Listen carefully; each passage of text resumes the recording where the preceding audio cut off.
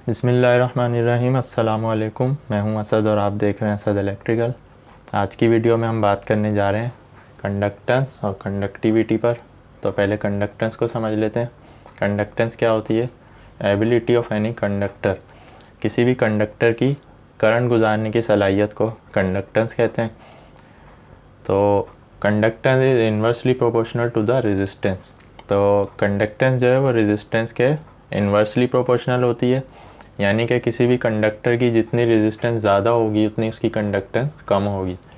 जैसा कि हम बता चुके हैं कि रेजिस्टेंस यानी करंट के रास्ते में रुकावट का आना।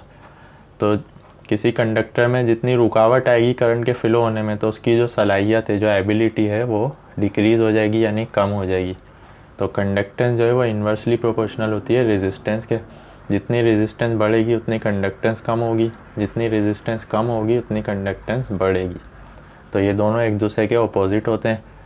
तो किसी भी कंडक्टर की, मान लीजिए कंडक्टर है, ये किसी भी मटेरियल का है, इसकी जो रेजिस्टेंस होती है वो डिपेंड कर रही होती है चार चीज़ों पर। रेजिस्टेंस डिपेंड्स ऑन लेंथ, किसी भी कंडक्टर की जो लंबाई है वो कितनी है। जितनी ज़्यादा लंबाई बढ़ती जाएगी उतनी उसकी रेजिस्टेंस बढ़ती जाएगी, जितनी लंबाई कम होगी उतनी रेजिस्टेंस कम होगी। क्रॉस सेक्शनल एरिया यानी कि मोटाई, किसी भी तार की या किसी भी कंडक्टर की जो मोटाई होती है वो जितनी बढ़ेगी तो उतनी वहाँ से करंट गुजरने की गुंजाइश उसको ज़्यादा मिलेगी। तो क्रॉस सेक्शनल एरिया बढ़ने से कंडक्टेंस बढ़ती है और रेजिस्टेंस कम होती है।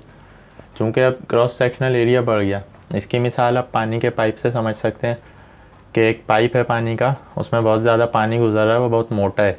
आगे जाके उसी पाइप को आपने पतला कर दिया, लेकिन पानी का प्रेशर वही है। तो अब क्या होगा कि जितना पानी मोटे पाइप से गुजर रहा था उतना पतले वाली साइड से नहीं गुजर पाएगा, वो गर्म होगा, हीटअप होगा।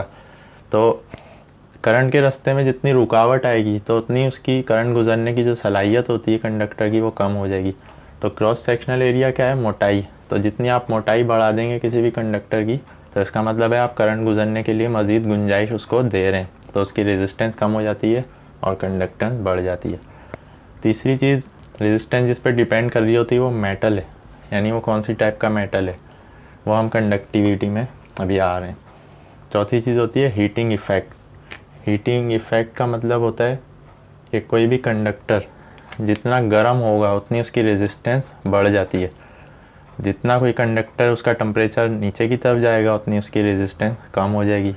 तो ये चार चीज़ें रेजिस्टेंस जो है इन पर डिपेंड कर रही होती है, और कंडक्टेंस जो है वो रेजिस्टेंस के इन्वर्सली प्रोपोर्शनल होता है। कंडक्टर्स का जो फार्मूला है वो 1/r है, इसकी डिटेल में हम आ रहे हैं। तो पहले कंडक्टिविटी समझ लेते हैं। कंडक्टेंस जो है वो किसी भी कंडक्टर की करंट गुजारने की सलाहियत है, चाहे वो लोहा हो, तांबा हो, चांदी हो, इससे कोई फ़र्क नहीं पड़ता कि वो कौन सा मटेरियल है। कंडक्टिविटी जो है वो डिपेंड कर रही होती है मटेरियल टू मटेरियल, यानी एबिलिटी ऑफ कंडक्टिव मटेरियल।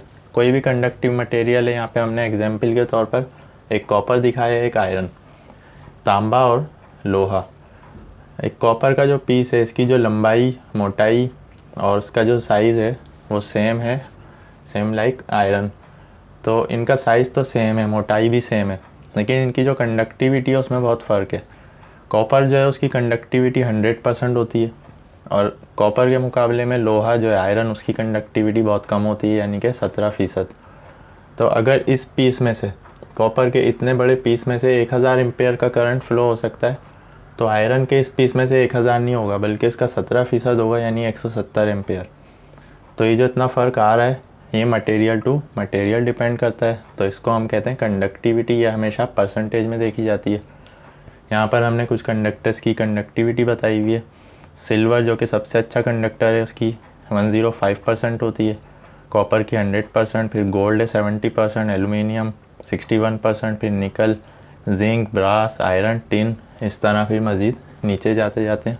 तो सबसे अच्छे कंडक्टर्स में जैसा कि हमने बताया था सिल्वर, कॉपर और गोल्ड है। गोल्ड और सिल्वर कॉस्टली होने की वजह से कॉपर का इस्तेमाल किया जाता है। तो कंडक्टेंस और कंडक्टिविटी का फ़र्क आपको क्लियर हो गया है। अब हम आ जाते हैं इसके फार्मूले की तरफ। तो सबसे पहले तो हम बात कर लेते हैं कंडक्टेंस के यूनिट पर। कंडक्टर्स का जो यूनिट है वो ओहम का अपोजिट है, जैसा कि आपने पढ़ा था OHM, ओहम, बिल्कुल इसका अपोजिट मोहो। ये पुराना नाम था इसका, बाद में इसको सीमेंस का नाम दे दिया गया। तो इसको मोहो या सीमेंस कहा जा सकता है। इसका जो सिंबल है, जैसा कि आपको याद होगा ओम का सिंबल, उसका जस्ट अपोजिट मोहो का सिंबल बनाया जाता है। इसको कैपिटल जी से रिप्रेजेंट किया जाता है। तो अब आ जाते हैं इसके फार्मूले पर। तो किसी भी कंडक्टर की कंडक्टेंस, जैसा कि हमने बताया कि वो रेजिस्टेंस के इन्वर्सली प्रोपोर्शनल होती है। तो इसका जो फार्मूला है G is equal to 1/R। तो अगर किसी भी कंडक्टर की रेजिस्टेंस 1 ओम है तो कंडक्टेंस क्या होगी, 1 divided by 1 is equal to 1। तो किसी भी कंडक्टर की अगर रेजिस्टेंस 1 ओम होगी तो उसकी कंडक्टेंस भी 1 ओम है। अब हम रेजिस्टेंस को बढ़ा देते हैं। रेजिस्टेंस को हमने 1 ओम से 2 ओम कर दिया। तो किसी भी कंडक्टर की रेजिस्टेंस बढ़ गई तो क्या होगा, कंडक्टेंस कम हो जाएगी। तो 1 divided by 2 is equal to 0.5 siemens. तो 0.5 सीमेंस अब इसकी कंडक्टेंस हो गई है, चूँकि रेजिस्टेंस बढ़ गई है। अब रेजिस्टेंस कम कर देते हैं। हमने 0.5 ओम कर दी कंडक्टर की रेजिस्टेंस, तो 1 divide by 0.5 is equal to 2। तो जैसा कि आपने देखा कि रेजिस्टेंस बढ़ने से कंडक्टेंस कम हो रही है, रेजिस्टेंस कम होने से कंडक्टेंस बढ़ रही है। इस बात से कोई फ़र्क नहीं पड़ता कि वो कंडक्टेंस किस मटेरियल की है, क्योंकि कंडक्टेंस किसी भी कंडक्टर की करंट गुजारने की सलाहियत है, जबकि कंडक्टिविटी जो है वो डिपेंड कर रही होती है मटेरियल टू मटेरियल, जैसा कि हमने उसकी परसेंट वाइज लिस्ट दिखा दी आपको। तो कंडक्टेंस के हवाले से आज के लिए इतना ही काफ़ी है। इस वीडियो के हवाले से आपका कोई भी क्वेश्चन है आप कमेंट्स में पूछ सकते हैं। वीडियो पसंद आने की सूरत में लाइक कीजिए। नेक्स्ट वीडियो के लिए इजाज़त दीजिए। अल्लाह हाफिज़।